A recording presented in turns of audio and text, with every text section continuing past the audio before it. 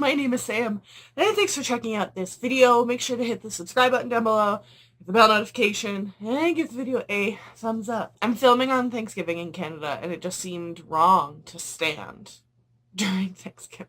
No, I'm just super lazy, and I'm gonna sit this time, because I don't really need to stand for really any videos, but specifically this video, I don't really need to. But I know November is the month of NaNoWri. As I've said from the beginning of my channel, I'm not a writer. I'm a reader, but I will never ever write a book. But I do like to complain or give my thoughts on books. So I'm here to help you. If you feel stuck, then maybe you can use some of this stuff to write a book for NaNoWri. Alright, number 1. Wizarding duels.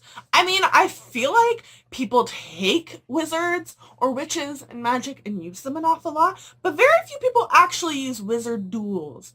In the last year or two that I can think of, I know A Gathering of Shadows by V.E. Schwab had one kinda, and then there's Harry Potter, and then there's kind of The Crown's Game, but that's kind of it. You do and Unkindness of Magicians. Do legitimately a wizard duel. That's what I want. It can be an all-out war, but I mean, I'm not opposed to a duel, the way that people would on guard each other a couple centuries ago when they were fighting over a woman or something like that. Just wizard duel, people.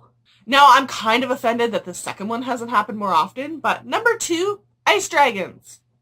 Y'all are slacking on the ice dragons. I mean, dragons in general, I feel could never be used too much, but ice dragons specifically. Kind of obsessed with it because I know that happens in Game of Thrones in the movie, or in the TV show at least, because we know that book series is never actually getting finished.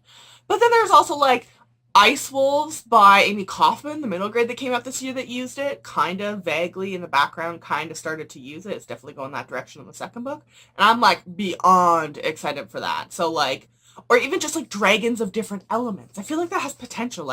You have a dragon that could I don't know, somehow enwrap dragon with earth element, if it could instead of blow fire, blow dirt at people. All for the retellings, but no more Beauty and the Beast retellings. I cannot take any more of them. I love Beauty and the Beast. I love Belle. I loved the movie adaptation with Emma Watson in it. But please, for the love of all that is sacred in this world, to you or to me, stop with the Beauty and the Beast retellings.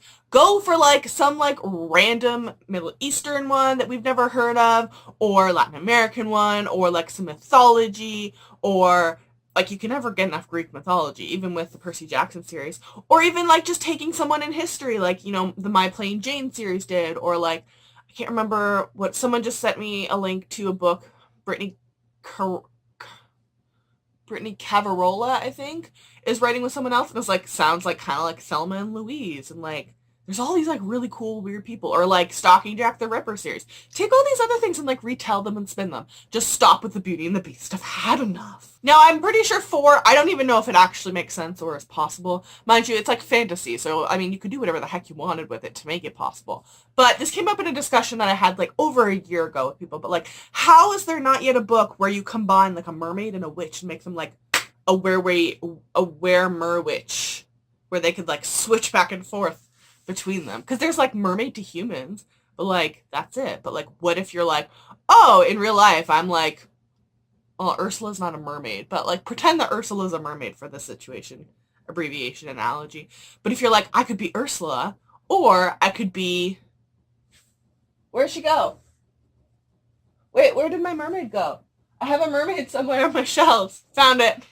Why would I say Ursula instead of Ariel? Oh my god. Anyways, but imagine you're an Ariel. Make her an evil Ariel, because we all love Grimm Brothers over Disney fantasies. Imagine you could be oh, I could be Ariel, or I could also be this bitch. Not just oh, I could be a mermaid and have a dope life in the sea. Or I could just be a plain old human. Or maybe, what about a mermaid dragon?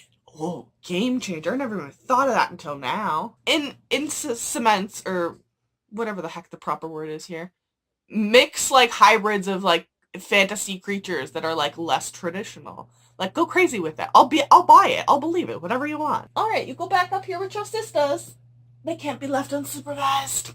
Especially not Sarah. Number 5, and this is actually kind of a serious one, because of what I do for work, I've noticed a ridiculous absent hole in the amount of Indigenous character representation. Good Indigenous character representation, not them as side characters, not as them as like the evil villains. Like, I'm all for Indigenous authors as well, but you can write Indigenous characters. Don't add them. Make them a part of the cohesive group. You can have Illuminate, where there's a crew of 6 people. You don't have to add a 7th person to make an Indigenous character. Just make one of those 6 people Indigenous. And just be conscious. Like, there is cultural aspects that you need to take into account. But, you know, like, sometimes we just want a Hunger Games where Katniss is Indigenous. This sounds very dark, but having read Sebastian de Castell's Greatcoat series this year, I want more of The Purge in books. Now, what do I mean by that? If you've never read those books, legitimately, there's a medieval purge in the book. Like, you know the movies The Purge? Yeah, it's just a medieval setting in the books. And honest to God, it sounds terrifying, and it's exactly what I want in an epic fantasy. Like, you could even just have, like, it's kind of like just a couple chapters for the most part in the book that I read. Make it a couple chapters, or make it the whole point. Like, literally, that could be your timeline of, like, there is a 24-hour purge in our kingdom, and you literally just have to survive it. What's this number 7, I think we're at? Prophecies. Always use prophecies. You could never out-prophecy me. They're always cool. They're always fun. You can always develop them more. You can always have them double meetings. They're always at a level of mystery, or they always add a level of, like, lineage reveal that you could kind of hide, and, like, it's just always so good, and you can use it in so many different ways. And, like, there's some book coming out, I think, in 2018, or no, 2019. There was, like, this massive bidding war over it. I don't think it has a cover yet. If I can figure out which one it is, I'll put it in the bio. But there was, like, this massive bidding war over it. And I read it, and, like, literally it was just like, oh, prophecies. Yeah, prophecies. So, legit, use prophecies. But don't be lazy about it. Like, make me have to, like, oh, what does this line mean? Because it can mean 4 different things. Or, like, make me think it's this thing for half of a book and then switch it. And you're like, ah, damn, I was wrong. I challenge you all to stop using the word automaton. That's another one. I've talked about this in several videos before. No one in their right mind uses the word automaton, so stop using it in books. I feel like this is a very personal preference thing, but, like, time travel? You can never use too much time travel. You could go, I mean, even look at popular fandom right now of, like, Outlander and Doctor Who. Like, it's, like, an auto, like, popular trend thing. But, I mean, like, you could literally do so much with it in, like, a standalone or a series. You could have, like, the TARDIS and go into different, like, geographical places as well, and time, and, like, have total control, for the most part, over it, and go to, like, different space systems, and, like, have, like, a planet or a spaceship full of dinosaurs for some reason. Or you go, like, Outlander-esque and be like, oh, we travel through a stone and it's the same geographical place, but it's a couple, like, centuries later, but we don't know totally how it works, sort of thing. Have at it. Go crazy with it. I'll buy whatever, like, structure you tell me. I just want time travel, okay? Because I know as a person, my personality, I could never go backwards in our history and live, like, more than a day. I have the loudest mouth. Even with being, like, the privilege of being white, I am so vocal and loud and liberal in basically all of my beliefs, and I legitimately could not go to a single geographical place in this world, like, even more than, like, 20 years ago, and survive. Like, it just wouldn't happen. I'd be burned at the stake. I'd be, like, I don't know, stoned or crucified. It would just not happen for me. So I have to do it, I was going to say fictionally, as if that's not... So I have to do it through books, through other people. Because I'm at that point of, like, I just can't even think about myself. I know I just, like, show up in Caesar Rome and, like, get killed within 2 days. Also, strong women. It's getting, like, pretty consistent now that it's a lot of strong women, but, like, I legitimately want to bash my head through a wall when I read a book where the main girl is the main POV and she's the most timid kid ever and just, like, sits there and is like, oh, well, I was told to do this. No, I don't even care if it's a patriarchal society, like Grace and Fury by Tracy Banghart is. You can still have, like, I'm going to pretend to be timid, but when you turn around, I'm stabbing you in the back, either, like, physically or, like, I'm maneuvering my way through your, like, patriarchal bullcrap laws and reading and blah blah blah and making sure to overthrow you. That's what I want to read. Legitimately, because it is October 2018 and because the world is the way that it is, can we please have a book where we almost, like, basically pull a reverse Wonder Woman, I guess it would be? In Wonder Woman, they're on that island that I can never pronounce the name of, and then all of a sudden, we'll just say Chris Pine because I loved the movie. Chris Pine invades and like the Nazis and like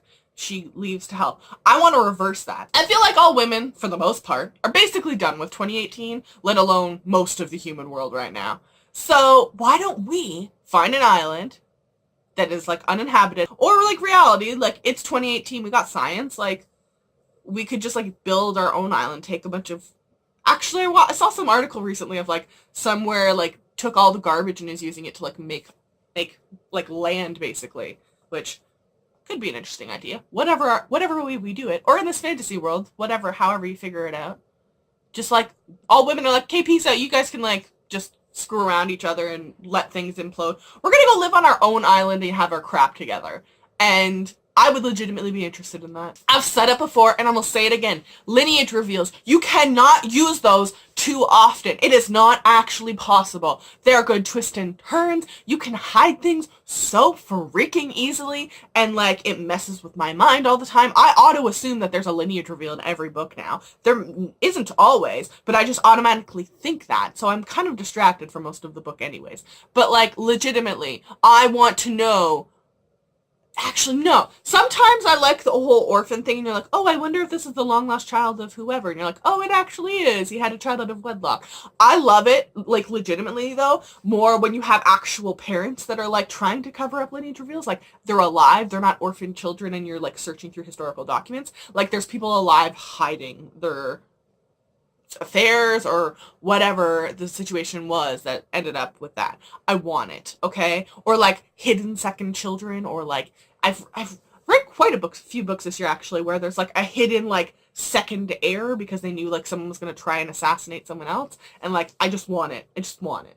I feel like Six of Crows started like people realizing this, but like heists, they don't get used often enough. I want like a book dedicated to heists. That is like part of the beauty of Six of Crows is the heist. The characters as well, but the heist. Give me the heist, the ridiculously detailed, over the top. And I feel like this is like, I've read a couple descriptions for books that are supposed to come out in 2019 that have this element. I want it more. I want more heists. We're kind of obsessed with that. Or the sneaking and the hiding, or the tricking, kind of like the Now You See Me movies, all that stuff. I want tricks, and I want heists, and I want like intricate plots, and I want hidden facts that get revealed at the end when you start connecting dots. I want that, and it needs to be done more. I feel like this should go without saying, but it's October. Don't use clowns. And lastly, I've always loved this trend, but I just saw the trailer for Good Omens from Amazon Prime. They finally released it, I think at New York Con. But I just want to like reiterate the unlikely friendship of like of angels and demons. Freaking love that. It's easy to be like, yeah, we know like Hades hated, you know. To be fair, I would hate Zeus too. He was kind of a dick when you look at mythology. In the Good Omens, there's like an angel and a demon. They have to work together. Like, use that more. I mean, we all assume that they're like they conflict and they battle, and sometimes they can, but they can also like work together, or they can have like opposing points of views, but they can still have to come together to do certain things that, you know, will benefit them as a whole kind of together. They don't always have to be rivals or villains. And lastly, if you by any chance happen to have a book in NaNoWri and you complete it and it gets bought by a publisher and it released and then it gets optioned off, make sure to include in your contract that Steven Spielberg is not allowed to touch it. Hashtag I'll never get over that, because Ready Player One was an abomination. Anyways, I hope this incoherent rambling helped you. It's just things that I've thought of, and I thought of like doing this video like last like November, and then I looked and I was like, oh wait, it is November, so I guess I just have to wait another year. So, good luck if you're doing NaNoWri. I know it seems like a layer of fan fiction-y, but there are published authors that started. Actually, I think the Lunar Chronicles started off as NaNoWri. So, like, you can do it. I'm here to support you. And lastly, make sure to check the description box down below. I will link all of, I guess I won't link because there are no books in this video. I will link all of my social media. And if you follow me, I will follow you back.